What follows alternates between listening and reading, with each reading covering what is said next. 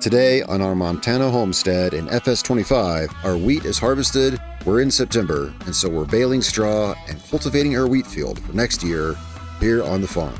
You can find a link to this playlist in the description below, or check the channel page for other farming series you might like. Welcome back to our Montana Homestead here in FS25. It's September, and last episode it was August, we harvested our wheat fields here, and today we're here in September. We're going to be, we need to take care of quite a few things, actually. It's going to be busy, I think. We've got these straw bales out here on our wheat field. We need to take care of the straw bales. I want to check our fields and see what they're going to need. And if anything, let's see, what else? Oh, yeah. I think we can plant wheat. Let's check our schedule here. I think this would be a time to replant wheat. Well, you know, if we want to make this field as useful as possible, we can just go ahead and replant wheat here. I think sounds like a good idea. If we don't know exactly what we're going to do, we can always do that. Last time we got this silo all set up here. This looks good. I want to check our field status and make sure our alfalfa field could use fertilizer.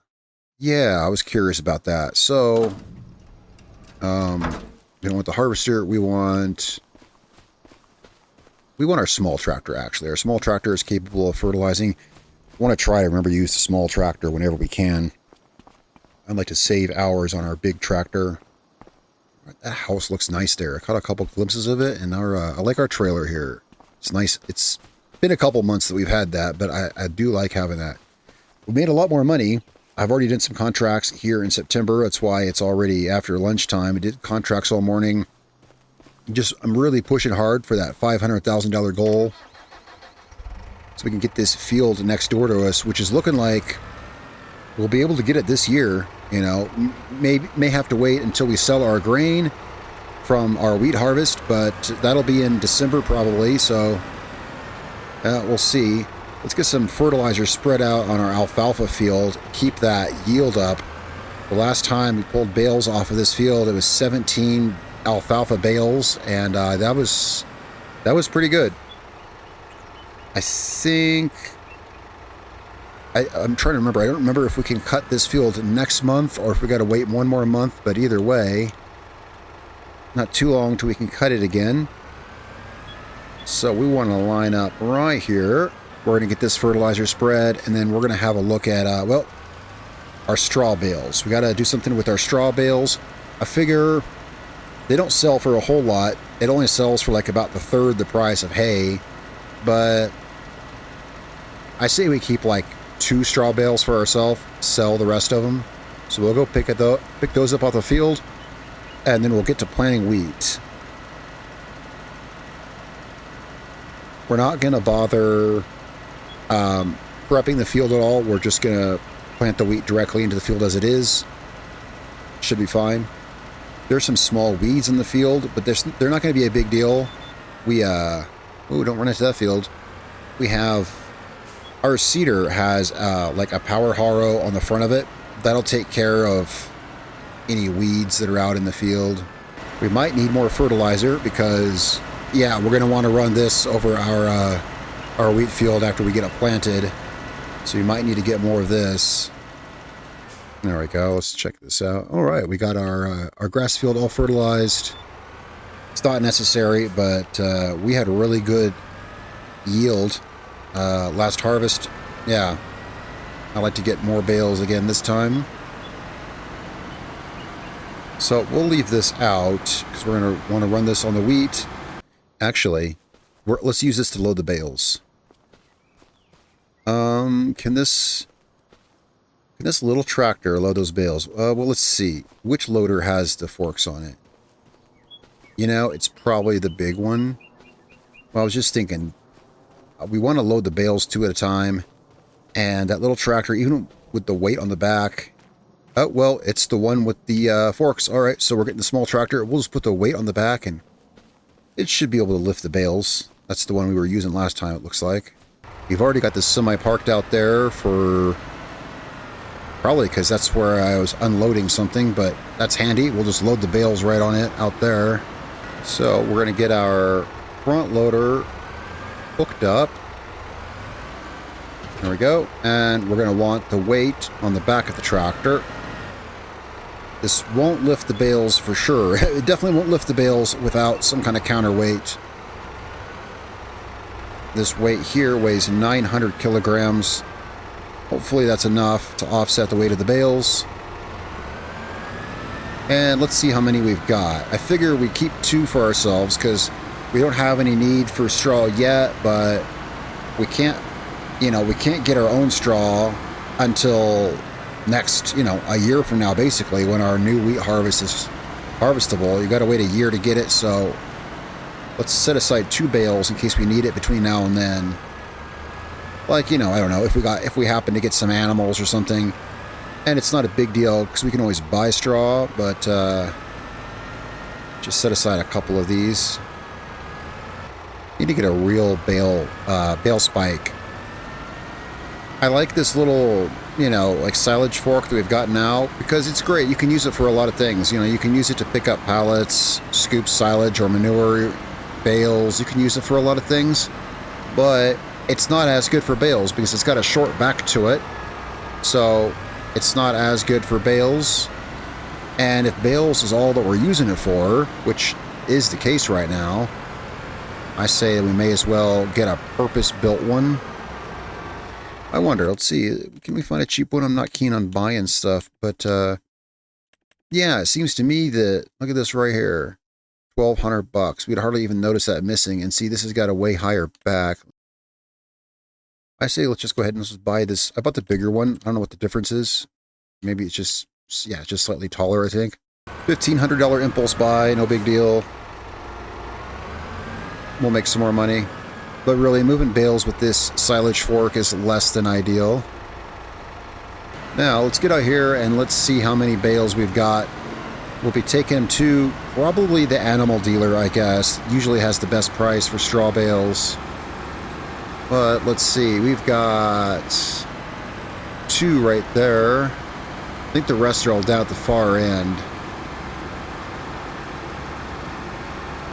Man, this is a long field. This is a really long field. Alright, so there, that's 6. I count 10 bales total. Oh, 12. Wait, so there's 2 at the end. That's 4. Down there's, that makes 8. And then, yeah, I see 12 total bales. Unless there's one hiding over here. They're kind of camouflaged. Alright, so that's 12 bales to sell. Alright. By my math, that's a little over $10,000. I'll take it. Yeah, I'll take that. Let's get these loaded up on the semi-trailer. Why don't we, I'm going to pull the semi up here. Actually, here's what we're going to do. We're going to grab 2 of these. We're going to run them down to the semi. While we're down, though, we'll load up those 2 that are down there. Then we'll pull the semi down here because then, all the rest of the bales are down here. Oh, actually, there's 3 bales down here, not 2. That's what it looks like. Yeah, okay, there's 3 bales down here. Well, we'll get these 3 loaded up. So that means we've got 13 bales out here, not 12. All right, we got those loaded up there. Let's get these guys strapped down. And we're going to take this, our semi up the driveway, get it parked up there. We'll get the other, how many we got here? We got 5, so there's 8 more, I guess, up there. We got to get loaded up. And next month is corn harvest month. I believe so. I am 99% sure we're going to be harvesting our corn in October. That's going to be so cool. I'm really looking forward to that. So we've got 1, 2, 3. Yeah, I see 8 bales up here. All right, well, here's 4 of them. Boy, this is a bit tedious, but I mean, bale loaders, a bale loader, those are expensive. What the heck? Why did that stick to my thing? Those are expensive. I like using the loader, but it does get a bit tedious after a while. What's up with that bale? It's sticking out all funny. Get back in there. Get back in there, Mr. Bale. Alright, we got 4 more to get. Let's go down here and get these guys. When we have a bigger field to work with, we might want to look at a bigger, dedicated loader of some type. I mean, these are pretty big bales. You know, they look... It's easy to forget the perspective of things, but these bales, how much these things weigh, I don't know. They've got to weigh... They're 430 kilograms. That's like a... It's like 900 pounds or something. Yeah. I mean, they're giant. In fact, they're too heavy for this tractor. It's why we have to have that weight is, you know, we have to have that weight just to offset the weight of them. What I mean is, like, these are big bales we're moving. They're almost, you know, like half the size of this tractor. It's easy to forget the perspective of that. That's one thing that I was glad about with FS25. They gave us the third-person view. The third-person view really helped put some of that into perspective when you could see yourself. I was just trying to scoot that bale over. When you can see your scale of your character next to the equipment, you realize, oh yeah, that's pretty big. There we go. 2 more, and we got our truck all loaded. There we go. Got those guys loaded up there. Let's get them strapped down, and we'll double check, but I'm guessing that animal dealer is where we're going. Yeah, that'll do there. Let's see, let's double check this. So we're looking for straw. There we go, straw. Yep, animal dealer. Well, we know where that's at. So, right down the road, let's get headed down there, and, well, we've got 13 bales, so I reckon about, I don't know, $11,000, something like that. Boy, this drive goes so much faster with this truck, going 60 miles an hour instead of 30 miles an hour in the tractor. I mean, it saves so much time, but still, if you look... You see down there, I don't know how this is possible, but numbers don't lie. Look, we have 4.5 hours on this semi. 4.5 hours? That doesn't sound right. 4.5 hours on the semi? And that's driving time. That's not, you know, like I left it idling. You have to be in the truck for it to count those times. So, 4.5 hours of driving? I was looking, I was like, yeah, we've driven it quite a bit. There's still a bunch of driving, but I can't believe that. But you know what? There's another statistic I looked at recently. If you look, actually over here, 67 hours played on this map. Yeah. Look at the driving distance, 600 miles. We have driven a total of 600 miles on this map. It's a 4X map. It's big. I mean, yeah, it's big. But 4.5 hours behind the wheel of this thing, that's just wild. Because we only just got this. Think about that. We got this semi just a few episodes ago. Well, again, the numbers don't lie. That's the number of hours on the truck. Sounds a bit crazy, but there you go. Now, of course, the driving distance, that there's an explanation for. You know, it's like, wow, how have you driven 600 miles on this map? Well, it's a big map. It's a big map, but there's actually an explanation to that, and that's because it's a farming. You know, we're farming, so we're driving up and down these fields. And it's like, yeah, you know, like just recently I did a contract on 2 contracts actually on this field right here. This is a very long field. Just recently I harvested, and then this month, was it? I think I harvested this last month, and then this month I cultivated it. That's a lot of trips up and down the field. So that 600 miles, it's like, yeah, I can actually see that.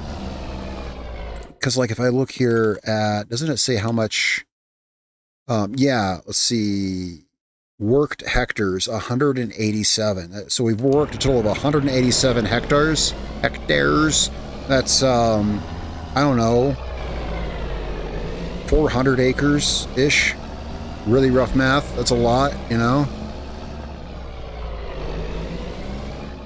All right, so let's see what we get for our bales here.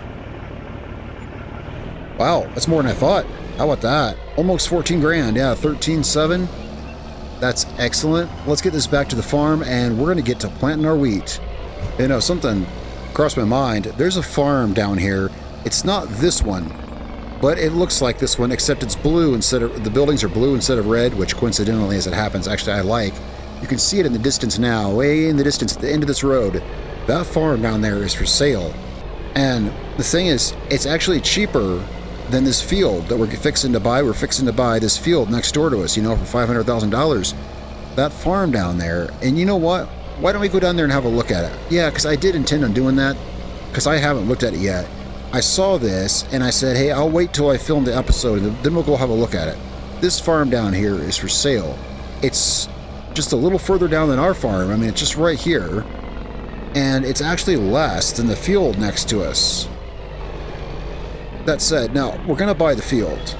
I'm not sure about this yet. This is just a thought. We're going to buy the field. But this could be a purchase down the road. Let's have a look at this here. Let's park our semi here. See, I was coming down here. I was doing a harvesting contract, and I came down here to get fuel. I was like, oh, my tractor needs fuel. I don't want to drive all the way back to town. I was like, oh, hey, this farm down here has got a fuel tank. So I fueled up here, and then I was looking around. Let's have a look at it right here. So it's all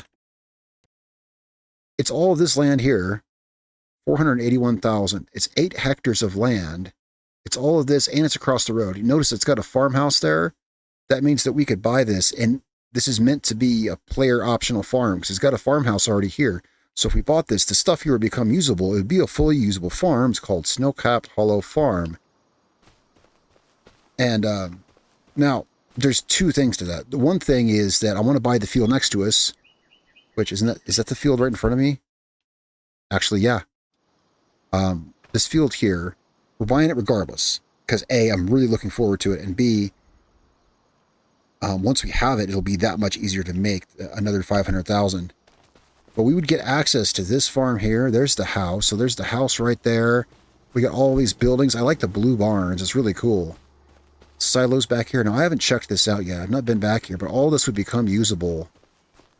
The one hanging point on that is that this is the homestead challenge, right? And the idea was to build your own homestead, which we have done. That's the thing. It's like we have done that. And if the time comes when we make enough money that we can move to a bigger farm, I don't see an issue with that. We still keep doing our challenge. Well, yeah, with the same rules, you know, which I like the rules, by the way. I like not taking out any loans. I like using only my own tractor for the contracts. I like these kinds of rules we have set up. So I like the silo system. That's really cool. But maybe this is probably a hay dryer here. But yeah, I thought this whole thing was pretty cool. Look at that. Is that a cow pen back there? That's probably a cow pen back there. There's, I think, a horse stable up front. We got an alfalfa field over here. Anyway, so... Oh yeah, what's in the back? What's all... That goes way back there. What's all back here? It's a cattle pasture. I think it's all cattle pasture back there. Pretty seriously cool farm. And the thing is, it's right in our, you know, it's adjacent to the same fields that we have. You know, we're buying this field here soon. We're buying this field here. Our fields that we already own are right up here. You know, if we were to buy that farm, it would just be, yeah, moving from one side of our fields to the other. But for now, we've got wheat to plant. I think our seeder's over here. Yeah. Now, hopefully, and I didn't think about this, hopefully we have enough seeds. I haven't even looked at this seeder in a year. Yeah, it's been about a year. It's been since the last time we planted wheat. This is when we parked it here. It's been sitting here all year. I guess we should wash it off.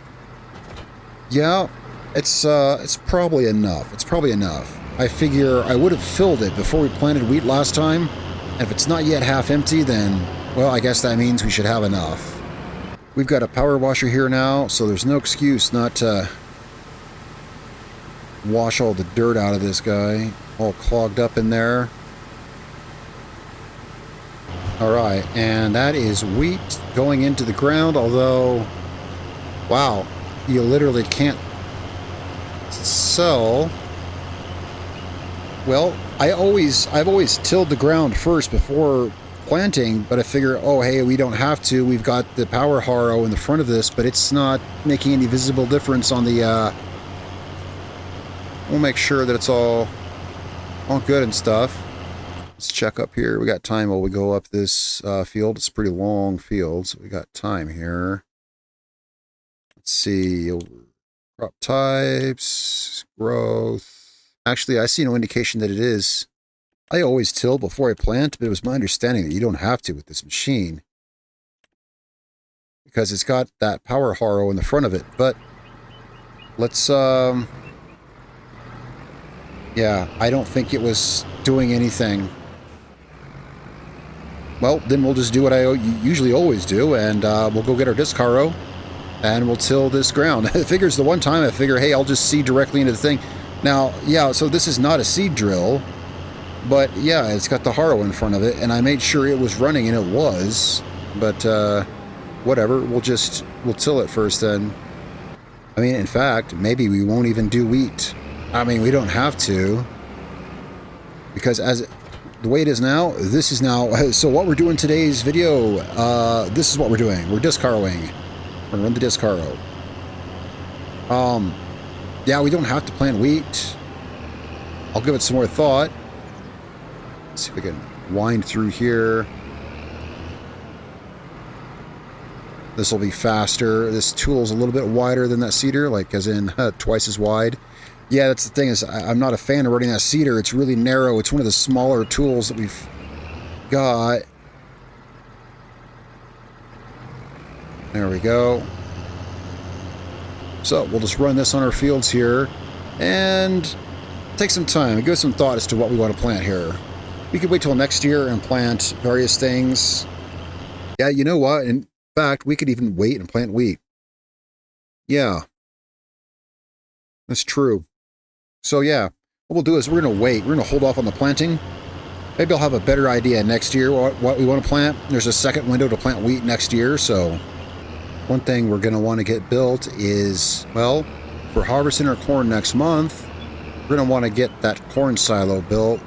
I'm not exactly sure where. Wait, did that knock over that corn? Oh, okay, I was going to say it shouldn't knock it over. My disc harrow is not even on the ground. Yeah, I don't know exactly where to put the... We're going to build a corn crib. I'm not exactly sure where to put it. I mean, over by the silo somewhere. I want to have our silo take up a good, solid, efficient space. And I want it to make sense, but the thing is, there's more silos we have yet to build, and I don't know, you know, exactly where they're going to be. I was going to sell those 2 temporary wire silos, but I think we might just keep those. I see no reason not to keep them. They were super cheap. They're not going to really sell for anything, and they're really handy to have. Like right now, for instance, one of them has some sorghum in it. There was a sorghum harvesting contract that I did earlier this month, I think, and there was leftover sorghum because not all of it fit on the truck. When I was delivering the sorghum to the sell point, not all of it fit in the truck, so there was just a little bit of extra. So I put it in our silo. So it's kind of a decent reason to keep our little temporary silos, because things like that, you know, things like just like 3,000 liters of sorghum, you know, which is like hardly even a pile in the size of a trailer, you know, just a little bit, not worth occupying an entire silo for. So I'd say we should keep those little mini silos. They're great. And then we'll go back to doing contracts for the rest of this month, and which I'm gonna have a look at here and see. I want to look at some things, see what kind of contracts we could be looking at. Really eager to get that money so we can buy that field. Unfortunately, I mean, it's just going to be probably at the very soonest, probably December. December is probably the soonest, because that's when we're going to sell our wheat. When is the best time to sell corn? When we harvest our corn, December, January is not bad time to sell it. Yeah, so we'll sell our wheat and our corn at the same time in December. Give us that money. Contract-wise, there's a lot of work that we can do this month. Yeah, there's quite a few options. Now, our tractor can't, for instance, those cultivating contracts, no, those are right out because the homestead rules. We can only use our own tractor. Our tractor is not big enough to pull those cultivators. But some of these, like fertilizing contracts, here's some harvesting. See, we could do some of this harvesting here, because our harvester will take care of that. Can't harvest those things. No, our harvester could take care of that one, though. So there's quite a bit of work that could be done. There's been a lot of jobs pop up there. Get another pass down the field here.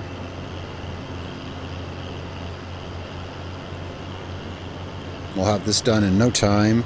Is there anything good on sale? No, it's the same stuff. Now this tractor, though, I like this tractor, but I got to fight the temptation. We don't need it. We don't need this tractor. I like it, but we don't need it.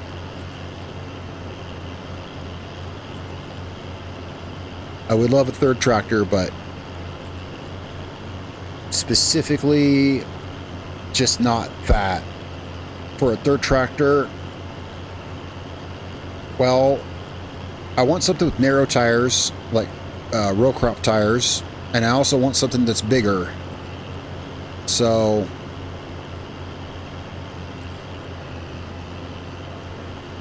there's some tractor ideas that I'd like to have, but I guess after we're done running the disc on this field, I guess we could fertilize it. I guess we might as well, we could get a stage of fertilizer on it. And let's make sure it doesn't need lime or anything. I already did that, but let's see. Yeah, I didn't have the filter on. It doesn't. Okay, good. I often have that filter off. Let's leave it on. Yeah, I didn't leave that filter on. Okay, right. It's got weeds, but obviously right now we're killing those off. Okay, yeah, I've been meaning to check to make sure it doesn't need lime, and it does not. I figure we could leave some fertilizer on it so that when we're ready to plant it, it's ready to go. Well, we've gone down the field. We're gonna, yeah, we've been skipping every other row. It's by far just the most efficient way to do this with the turning radius of this thing. So we skip back across the fields, and this will be good. Here's a harvest contract. I was just looking at this while I was going down the field. Wait, why did we stop? That's odd. I was in the contract media. I came back in my... Well, yeah, you saw my tractor was stopped. Oh, there's some water out there in the field. Huh. Well, I guess the drought's over. But, yeah, I was just seeing that there is a harvest contract. And I think it's right here. Like, it might even be... If it's that field right there, that'd be... Not a second. This right here, $25,000, field 71, 8.6 hectares. I think that's the field that's literally right next to us right now. It's hard to see that picture. So, no, it's not this one. No. Oh, it's this one, actually. It's this one. So I was close. Well, because I knew that the fields up here are in the 70s. It's this field right here. It's canola. There's no way, there is no reality in which we don't take that contract. I mean, look at that. Yeah, I harvested, let's see, this one here, harvested this sorghum contract, this sorghum field as a contract earlier this month. And we harvested this field here. Doing stuff in this neck of the woods is really handy. I've been doing contracts on these fields here because now that we have our own equipment, especially now we have our own harvester, we can just accept the contract. We don't need their equipment, and boop, it's right there. That is awesome. Where does it deliver to, though? That's the thing. Well, you see how zoomed out this map is? That means it's really far away. So there is that. Because this map, it shows where you harvest it and where you take it to. And the more zoomed out it is, it means the farther you got to go, because it has to get both of them in frame. It says Agricore, Montana. Look, I don't care where to take it. Accept contract. Let's make sure. Canola, yeah. Successfully started. Oh, what is this? Oh, how about that? Speaking of which, I just noticed this. That sorghum contract I told you, I just told you we did a sorghum contract. Yeah. Earlier this month, I forgot to turn it in. I forgot to collect on that. Yeah, I accepted that contract. It kicked me over to the active screen, and I was like, whoops. I forgot to, well, I know why. I remember why now. So there's 15 grand. I know why now. I did that sorghum harvesting contract, and I didn't want to turn it in yet because after I delivered the sorghum, the harvester was still parked out on the field, and it still had sorghum in its hopper because it wouldn't fit in the trailer. That's the sorghum that's here at our farm I was talking about earlier. The harvester, our harvester, was still sitting out in the field with some of the grain in the tank. And I was like, well, I'll go back to the field, get our harvester off of it, then I'll turn it in. You know, I don't like to turn in a contract with my equipment still on the field. Yeah, and then I forgot. Wow, how about that? A surprise $15,000. That's awesome. And our next, yeah, that field right back yonder, well, you can probably hardly see it, way back in the distance. But that's just catty-cornered. Yeah, we don't need to load the harvester up on the semi or anything. That's in our backyard right there. That's awesome. Go harvest that. It's a bit of a drive to take the grain, but that's going to make for a wonderful afternoon job. Exactly what I was looking for.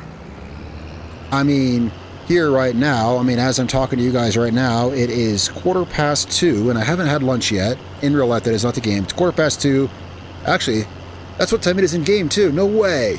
No way. Okay, I'm not even kidding. Right now, it is 2:17 on my clock on the wall, and it's 2:18 in the game. That's wild. That's crazy. Okay, well, anyway, I haven't had lunch yet, and I was just thinking, that would be great to chill, have some lunch, watch some Netflix, and harvest that big, big field down there. Sounds like a perfect day. Yeah. Get some work done. That's wild. I mean, sure, you know, it's at any given time of day, your clock and the in-game clock is going to line up, right? But riddle me this, how odd is it that at the time, in fact, the only time I think I've ever remarked what time it was in real life, it was the same time in game. And not only that, again, those two clocks are bound to cross at one point or another. But check this out. In game, we're running the game in real time. So what are the odds that it would be the exact same time there as here? So as long as I don't quit the game for this entire session, the game time will be the same as real time. That's just weird. That's just weird. Well, there's clearly a lot we have to do here today. Today's episode might have been a little shorter, but we got good things going here. Next time we're going to be harvesting our corn. Obviously, I'm going to go harvest that canola down there here today. And we're having a good day on the farm. We're going to leave this field. I'm going to get this field fertilized, and we're going to let it set till next year and see what to do with it then, once we have a better idea. Because by next year, I don't know. Sometime here in a couple months, we may be able to buy that field next door to us, the way things are going. And, well, we'll just see. Thanks for tuning in, guys. Thanks for watching the video all the way to the end. Be sure to tell me what you think in the comments down below. And if you like the video, like and subscribe, and let me know, and I'll get back to you in the comments down below. Guys, thanks a lot. I'll see you next time, next month, for the corn harvest. Peace out.